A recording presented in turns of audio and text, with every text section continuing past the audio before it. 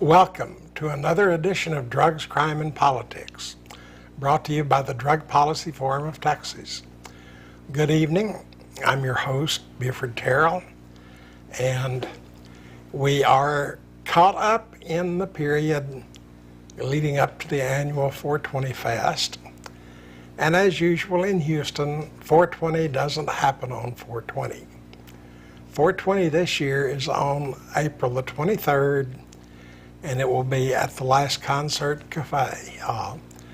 Tonight we have the band Yello Echo that will be performing that night, and here to help me out is a poet, Lady Pariah, who will also be informing us about some of the other features of the evening.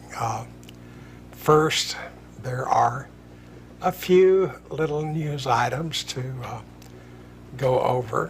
I think the first that hits locally, there was an announcement today that many of the local hospitals are worried about a chronic shortage of many drugs, and that includes many of the painkillers the hospitals regularly use. And it seems that the problem is that over the past few years, the number of pharmaceutical manufacturers in the country has gone down, and there's not enough manufacturing capacity to keep the pipelines full for a lot of drugs. The FDA has said it's going to look into it, but I think it's a little bit ironic that you might have more trouble getting an Oxycontin or Vicodin in the hospital than you do on the street corner these days. There was a little clip on MSNBC today about a guy in Maine who has opened Marijuana State College. Very much a shoestring operation. I think they said he now has 5 students to teach people in that medical marijuana state how to grow and prepare marijuana for medical use. There are some other somewhat interesting developments. In Montana, it looks like the Republican effort to repeal the medical marijuana law that was brought in by popular statewide vote has been defeated, and that instead they are coming up with some modified regulations. And the 2 states, Washington and Maryland, that instead of coming out with actual medical marijuana laws, instead simply provided that medical use would be an affirmative defense in any criminal action for possession of marijuana. In both of those states, laws to replace that with a more standard medical marijuana law has passed the lower house of the legislature in both states, and it looks like passage is quite likely. So we're seeing some big changes there. Remember, this is your show. If you have a question or a comment, you can call us on the phone number that shows up on the screen. If you're watching this on a delayed basis through YouTube or online, instead email me and we will get an answer back to you and may possibly use your comment or question on a later show. But let's switch over right now. So it looks like a fairly exciting lineup for 420 this year. Yes, it has been interesting putting the details together. There's going to be poets, speakers, musicians. Okay. I think we should tease people a little bit. So in each of our segments tonight, why don't you give us a short selection of the list that's going to be there, and we'll bring you in a little later in the evening. You're going to give a reading as I understand it. Yes, yes. I'll make that happen. Our main speaker is going to be Jody James. She's from the Journey for Justice. We're also going to have a couple of poets, Shawnee the Poet and Angie G., and also some music from a faithful 420 Festival band, Sean Reefer and the Resin Valley Boys, all of which have MySpace pages. You can look them up if you want to hear them. Okay. I would believe that a band that calls itself Sean Reefer and Resin Valley Boys. Resin Valley Boys probably tells us a little bit about what the subject matter of some of their music is, and you would be maybe right. a little bit about how they feel about it. Some of you know that in the past few shows, I've instituted a new feature where each show I give a very quick, short review of a recent book that I think might be of interest to you. And usually I have the book to hold up here and show you while I'm talking about it. But this week's book I bought electronically. It's on my little reading device, and instead I just brought a picture of the cover that Steve can put up to show you what we're going to be talking about. The book is called Cannabis, and it's by John Gallardi, who's a freelance author in San Francisco, and it's published by Polypoint Press.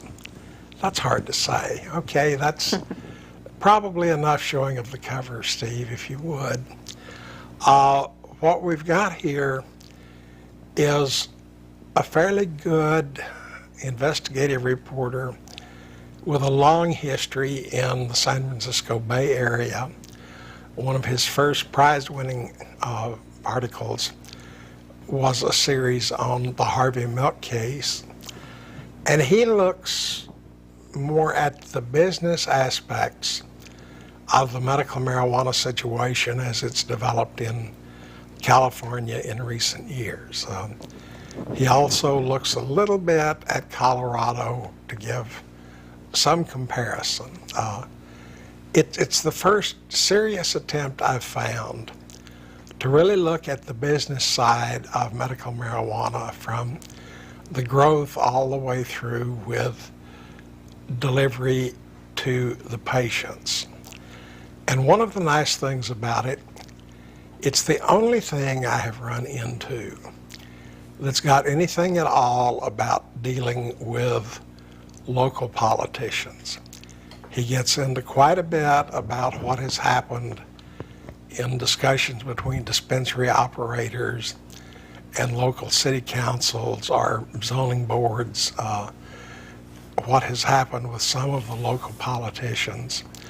So in that, it's a worthwhile book for anyone that's actually worried about the mechanics or the wheels of how getting medical marijuana to the users plays out.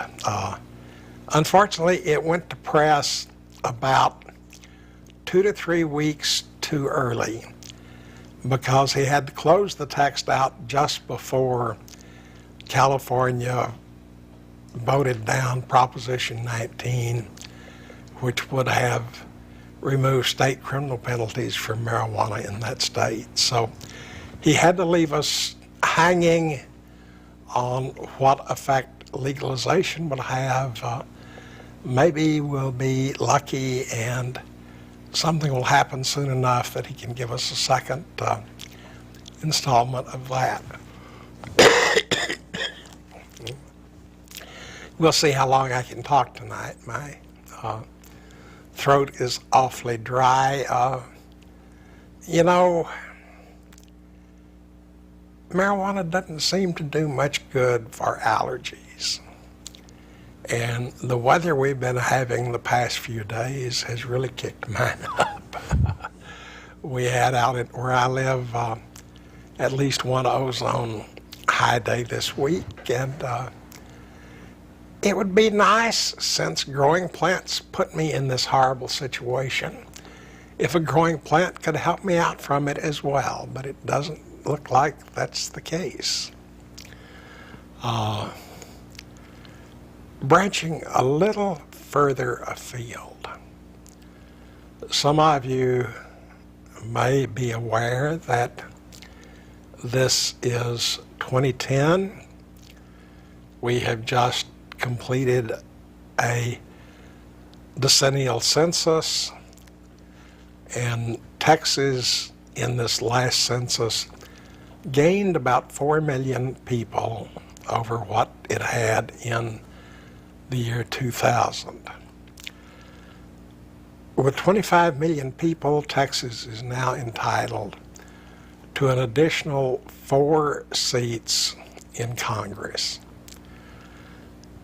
But when the census happens, the state has to redraw all of the political districting lines in the whole state.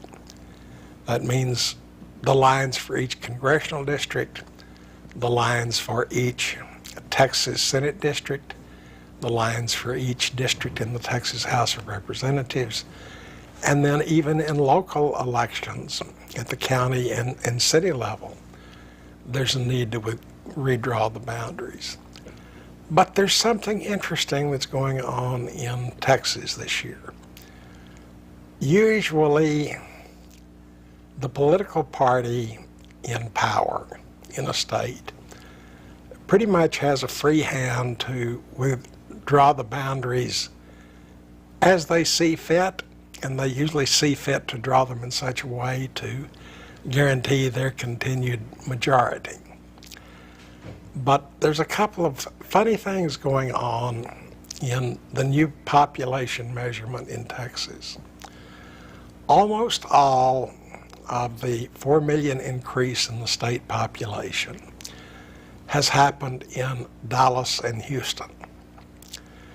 And a majority of that increase is among our Hispanic population.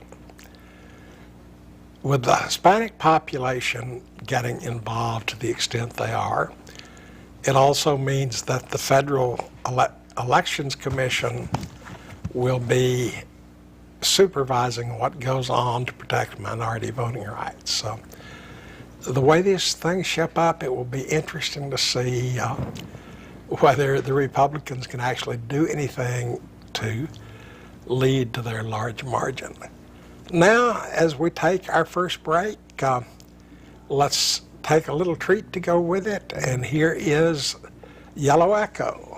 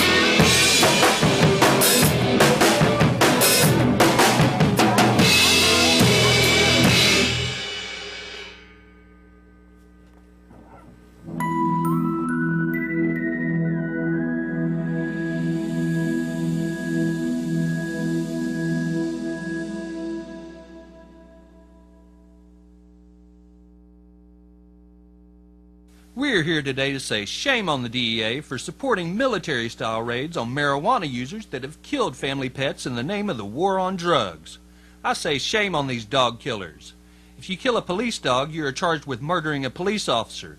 But if they kill your dog in one of these stormtrooper raids, they say they're just protecting themselves. Shame on the DEA.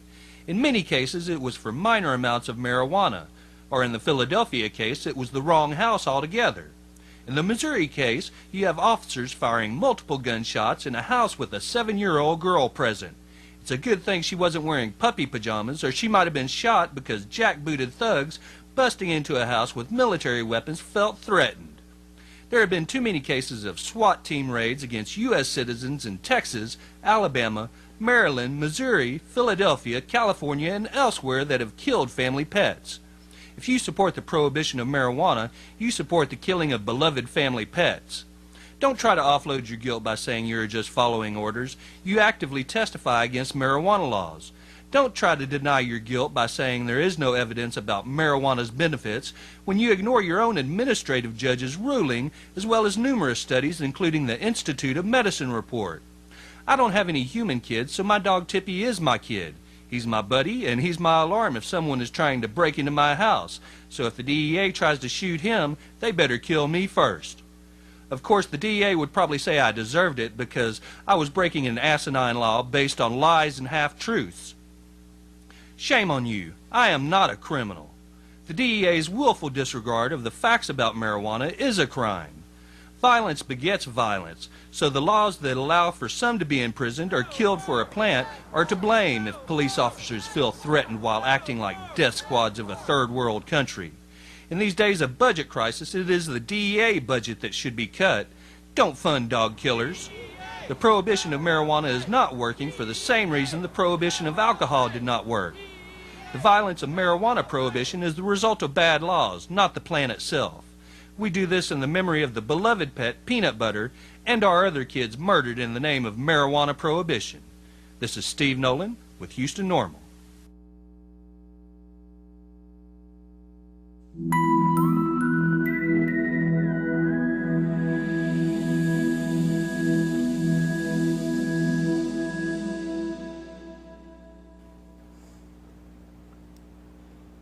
Welcome back to Drugs, Crime, and Politics. I understand you were with Steve at least part of the time while that tape was being shot. Yes, I was. What was your reaction to what was going on?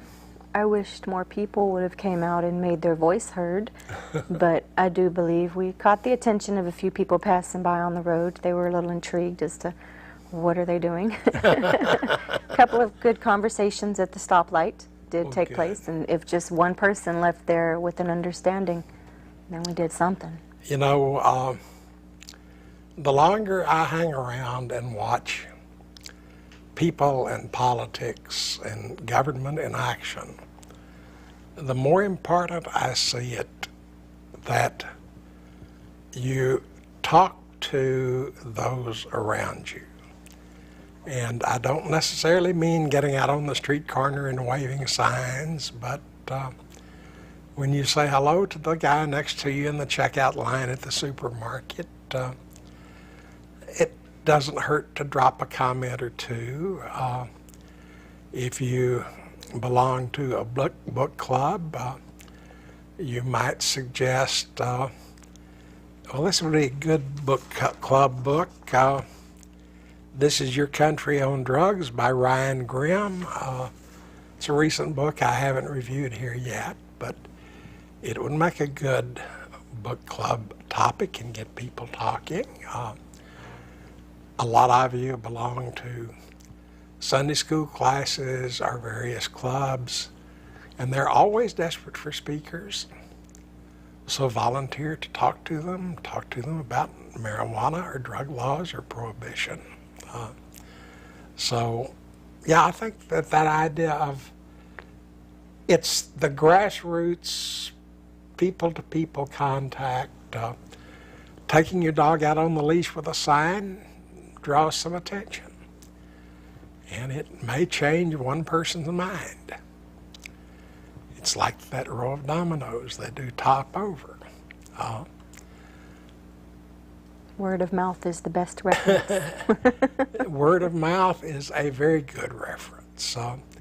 In fact, some of the studies done show that people tend to trust more information that they get from someone they know than they do from what would be a more authoritative message from a stranger. If your best friend raves to you about the new brand of shampoo that she's tried, that's probably going to make you more likely to use it than the commercials that shampoo runs on television. That personal contact makes a real difference. And there's no hidden agenda with the conversation. I'm not trying to sell you. Unless you're the Avon lady. They have to think I'm just a friend. That brings up an intriguing possibility, and I may have to toy with this idea and see. What would happen if, instead of the Avon lady ringing your doorbell, Little Miss Bud were there instead? I would prefer Little Miss Bud. I may have to toy with that idea and see what happens. Well, what's the next installment for the 420 Fest list? Well, we've got a couple of events that will be going on, such as the Drug War Karaoke and the Hemp Fashion Show. And then we'll have some more music from Tom Loud, Guy Schwartz and the New Jack Hippies, and more Cowbell, Texas. Again, everybody's on the MySpace, including Yello Echo. Okay. And I happen to like the New Jack Hippies. I've heard them before. They are faithful 420 festivals. Yes. And people. many of you have probably been to the last concert. If you haven't, it's one of the best places for this kind of laid-back get-together that you can find. You go through an entrance through the bar itself and then step out on a large fenced-in sandy area like a beach with tables and chairs around and a bandstand at one end and some large shade trees, and it just makes a great spot to get together and have a festival. And you can hula hoop there too. I think I made some pictures of hula hoopers there one year. One other bit of news. You'll have to wait until after this next break for it. So let's hear some more of this Yello Echo.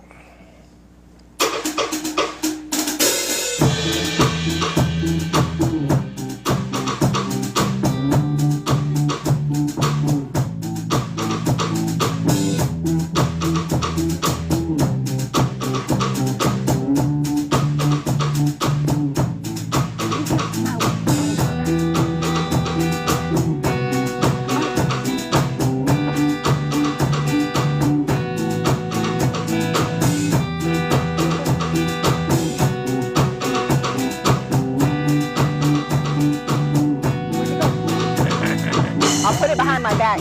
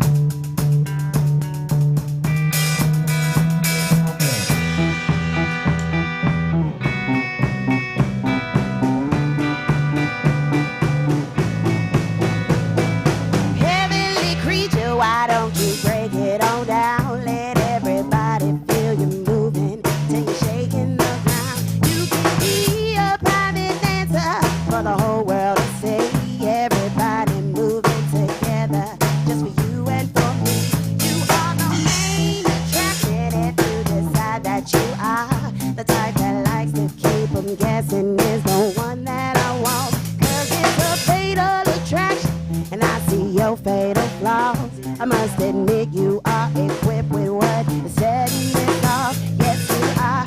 Putting me in quite a position. I just might get stuck like glue. And over my head, it's true. I'm on a mission for you.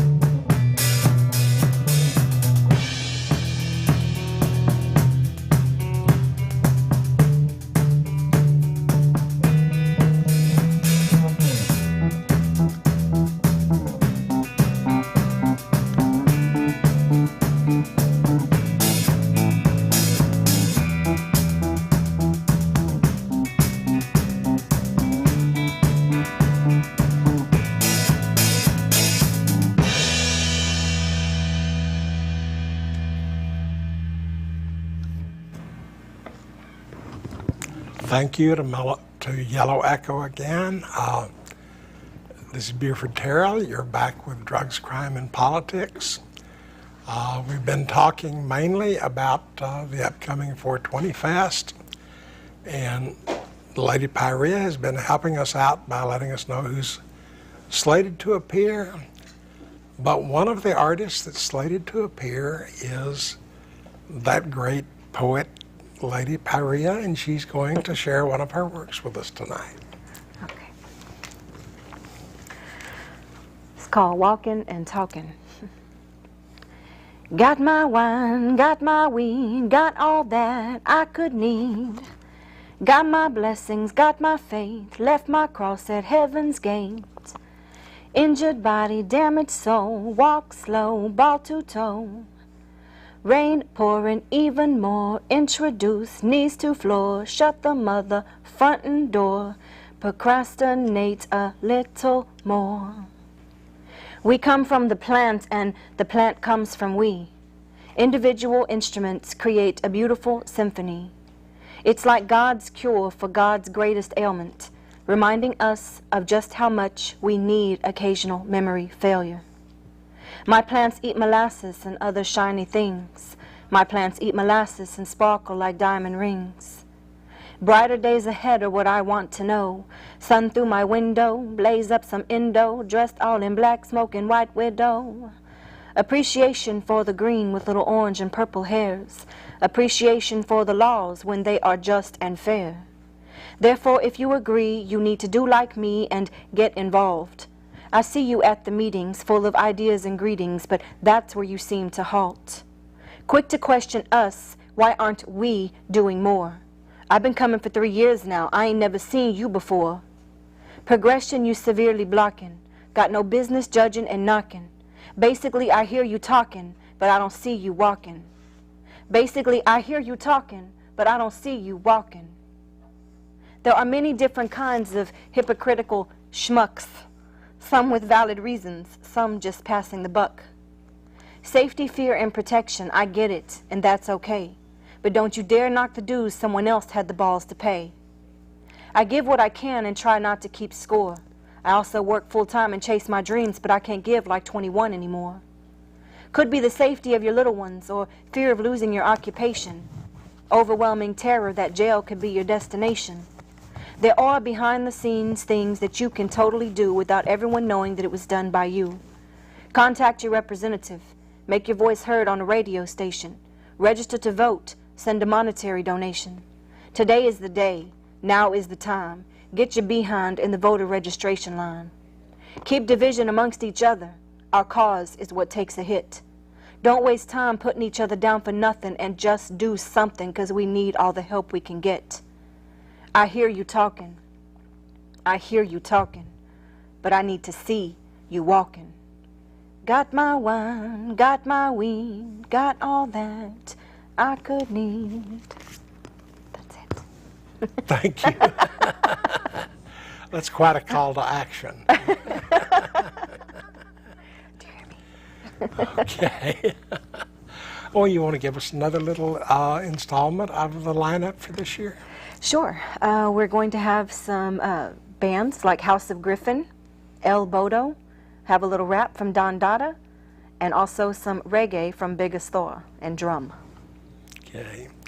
So we're getting the full range in there from Yes. the country groups through rock to Yes. hip and reggae. And We wanted to touch all nerves Yeah. and sensitive areas. so, that's one of the things that interests me is that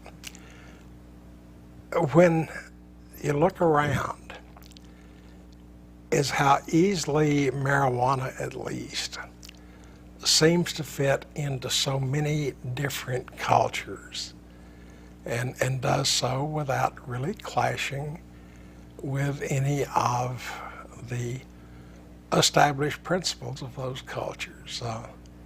It's hard to think of a rap artist from the New York streets being able to sit down with a country singer from West Texas or Utah, but with a little weed, they seem to be able to manage it.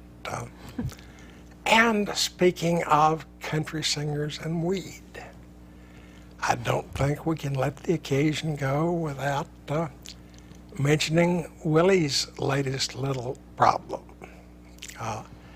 His tour bus got stopped in West Texas, and the ever-vigilant officer smelled something funny coming out of Willie's bus. He went in and looked around, and sure enough, he found 6 ounces of marijuana. Willie immediately fessed up and said it was all his personal stash, because after all, his band members and crew were nice, upstanding people who obviously wouldn't break the law. So Willie was arrested for possessing 6 ounces of marijuana. Now, one thing that intrigues me as a lawyer is that under Texas law, possession of more than 2 ounces is a felony. But with 6 ounces, Willie was only charged with a misdemeanor possession charge. He, of course, got out of jail the same afternoon. If you're Willie, there's no problem arranging bail. But the prosecuting attorney in that county, recognizing him to be special, made an offer to him and said, Willie, if you would pay a fine and come in person into the courtroom with your guitar and sing Red-Headed Stranger, we would count that as community service and let you off without any jail time. And sure enough, the county judge agreed to this plea deal. But word got out, and some of the media became quite upset that a celebrity like old Willie could literally get out of jail on a song. Well, the county judge wrote Willie back and said, the deal still stands, but you don't have to sing the song. You don't even have to come to the courthouse. Just mail in the check for the fine, and that's all you'll have to do. But it's made me think, if any of you get busted for possession, should you or should you not offer to plea if all you have to do is sing a song to the judge? I mean, if Willie can get off for singing a song, why can't I? And don't answer that before you've heard my horrible voice. But the thing is, on one level, everyone in the country knows that our drug laws I started to say are just plain silly. But you can't call something silly that wastes that much money and hurts that many people. And I've been hearing the politicians in Washington argue furiously about cutting spending, lowering the size of government, getting government off our backs. But you know, the funny thing is, while they've all been talking about saving money and cutting government spending, not a single one of them has mentioned the fact that the federal government could save around $30 billion a year just by getting rid of the stupid drug prohibition laws.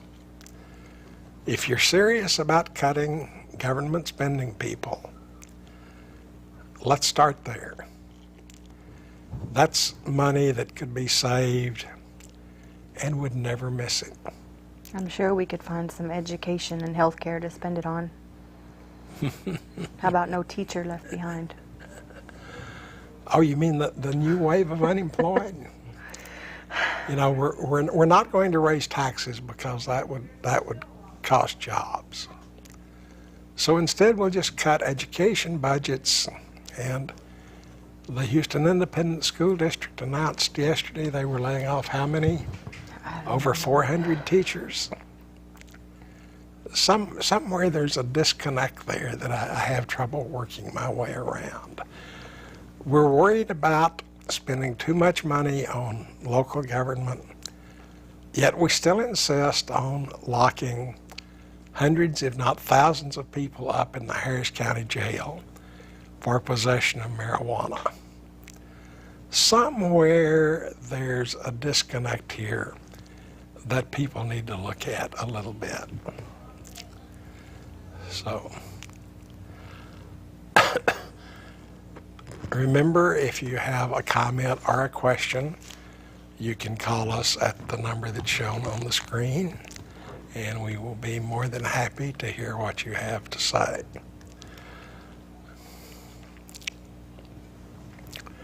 The count on medical marijuana states is now up to 15. And there's action going on in the legislature as we speak in at least 6 others. Whether or not any of those will adopt medical marijuana this year, I don't know. It's hard to say.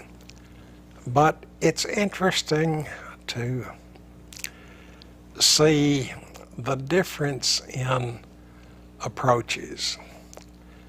Michigan passed a medical marijuana law now over 2 years ago. It was 2 years ago last November.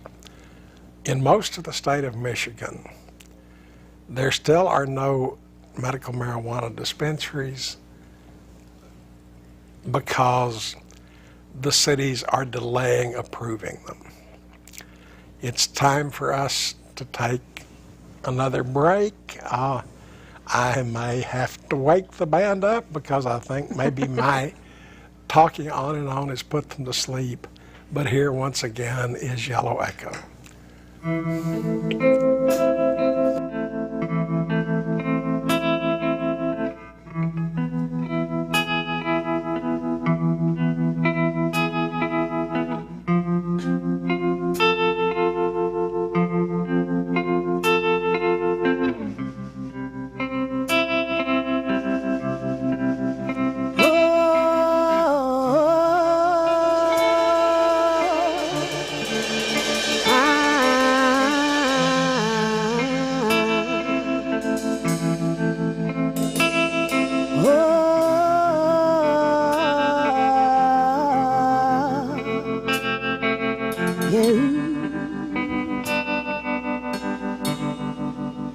There's another road. Can't get left behind. Standing on the soul. Impervious time.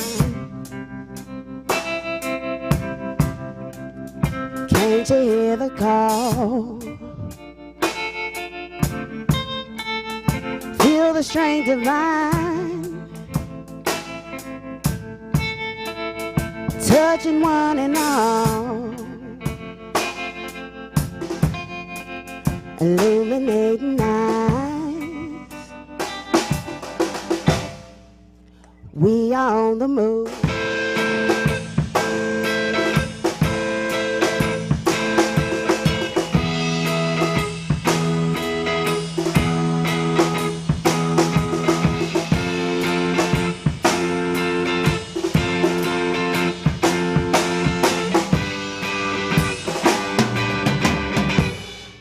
Connected in the dark,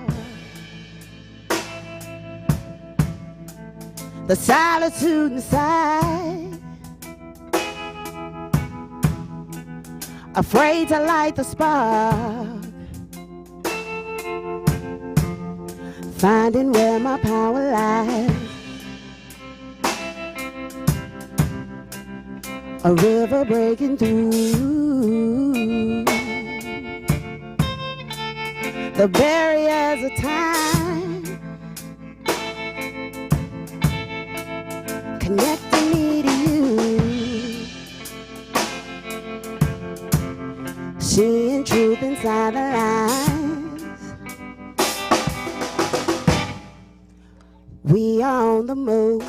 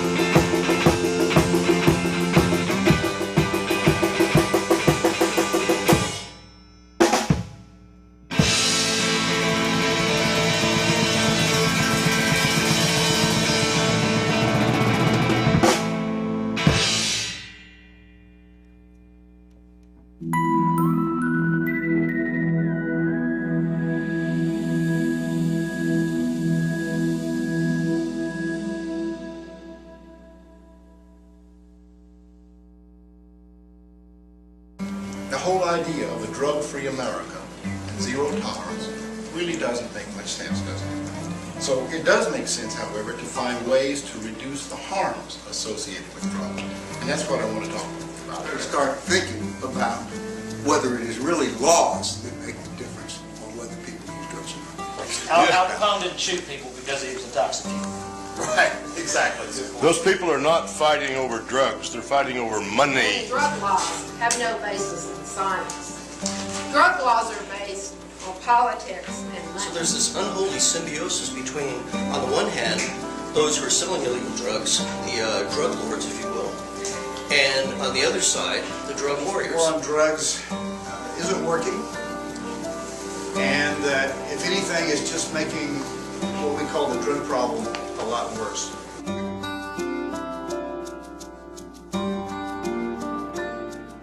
Some brilliant entrepreneurs came up with the idea of blocking the endocannabinoids in our body to create a new diet drug. The theory being, if cannabis gives people the munchies, then blocking the endocannabinoids would make them lose their appetites. The drug they developed, Ramonabant, did indeed reduce appetite by blocking the endocannabinoid receptors. But data from clinical trials showed that rimonabant users suffered depression, anxiety, insomnia, and aggressive impulses at twice the rate of subjects given a placebo. Well, Sanofi-Aventis, the company that had developed and was marketing this agent, did not study people with a history of psychiatric illness or depression before they applied for approval. That was probably a mistake. The EMA did approve it, and the drug's been on the market in Europe for a year and a half by now. And I've sort of said if there was any real problem with this that was more than just theoretical, we would know. Well, it turns out we do know. And they've suggested now that the risk for this agent outweighs the benefit. In one study, there were 5 suicides among rimonabant users because, as they discovered, endocannabinoids are also mood regulators with the capacity to make us feel euphoric or, when blocked, depressed. Rimonabant was finally withdrawn from the market in 2008. Researchers at the MD Anderson Cancer Center in Texas reported that mice on rimonabant developed potentially cancerous polyps at a far higher rate than controls, confirming that endocannabinoids are not only mood regulators, but tumor regulators as well.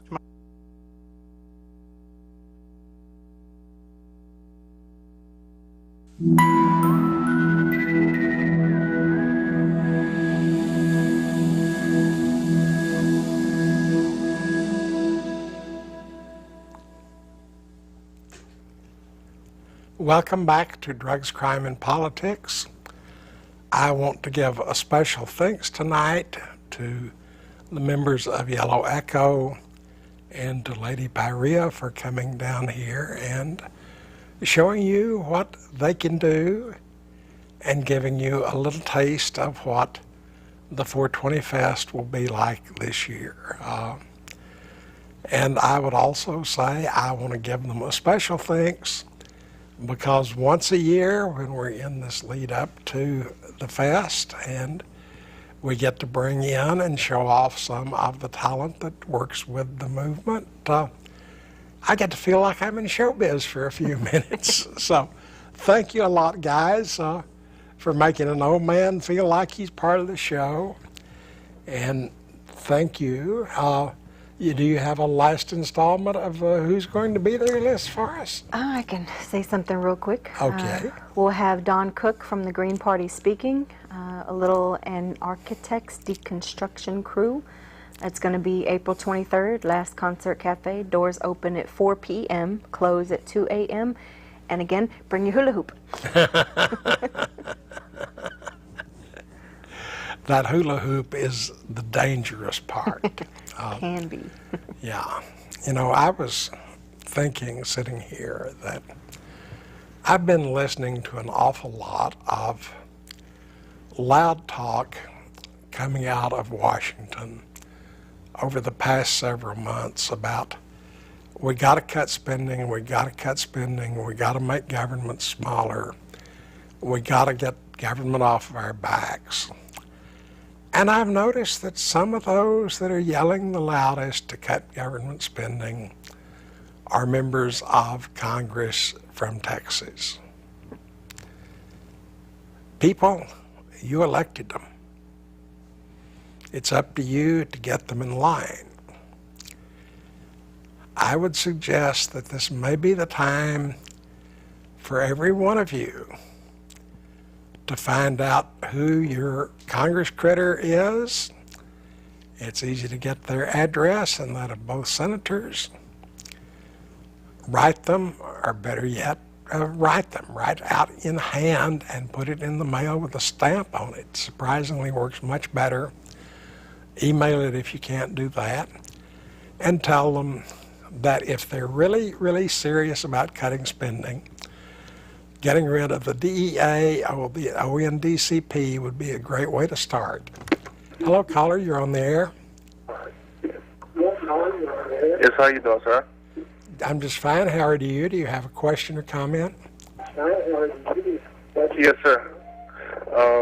I was wondering, if you have the number to a place so I can call for the congressman, because me and my friend were looking for a job. And we were noticing that it's hard for people to get a job when they was convicted of a felony, and when they come back out. Yes. Okay, I can't give you, but if you will go on the internet, do you have? You can actually go to the HoustonNORML.org website, and there is a place on there. I can't give you exact details where, but you can click and type in like your zip code, and it'll tell you who your representatives are to reach the people who represent you for your area. Okay, and like that was the main question. Like, what is the address? Houston NORML, NORML.org. And that's on the internet. Yes. Right. That's probably the quickest way to find it. Yes. And HoustonNORML.org is a very busy and active thing. We're running out of time, at least for tonight's show. As I understand it, we don't run out of time. It just keeps stretching further into the future. It's a good show tonight. But I have enjoyed it tonight. It's been nice to have some live music, some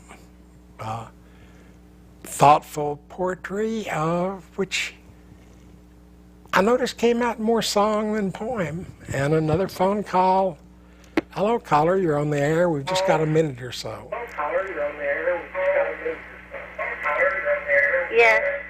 I'm a little nervous to ask. Can you turn down your TV? Okay, that's... Now, what did you want to ask? No, I think she hung up. Okay. Oh, she said she was a little nervous to ask. Yeah, It's okay. and I think I scared her off. If you want to call back again, we're just about out of time. Would you like to add any last-minute comments? You can email the question through the NORML website, or we're also on the MySpace if you want to ask instead of calling. Yeah. And we will get an answer to you. And don't forget, come out for the 420 Fest. And as I say, almost every show, write or talk to your elected representatives. They're supposed to represent you, but they don't know what you want done unless you tell them. It's up to you to let them know what you respect, expect, and also to let them know that you will hold them accountable when it comes time to cast votes again. And even if you don't smoke, it is a civil liberty to have the choice. Yeah, and we will have to save for the next show the fact that a judge in Canada just held the Canadian marijuana laws unconstitutional under their constitution. Unfortunately, the argument won't work exactly the same way here, but it's got some food for thought in it. So we will take this last minute to say, have a good week. Think about Canada. Think about Willie. Sing your song, and we'll be back with you in 2 weeks. And I want to tell Clayton we're thinking of him and wish he was here with us tonight and hope he will be next time. So thank you, everybody. Thanks once again to Yello Echo. Thanks to Lady Pariah. And especially thank you, the viewers. You're the reason for the show.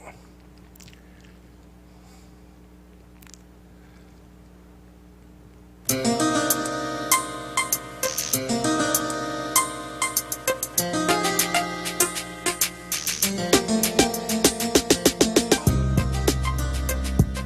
have these private prisons that have now hired lobbyists to go get minimum mandatories. I began to understand that the 17 or the 19-year-old kid I had in the backseat of my police car was not a criminal at all. Remove the profit motive. If you remove the profit motive, you can do away with almost all these problems. And how do you do that? Simple. You end prohibition, which can only mean one thing. Legalize drugs. Legalize all drugs. If we really want to improve our urban neighborhoods, the most important thing that we could do, the single most important thing that we could do, is end the war on drugs.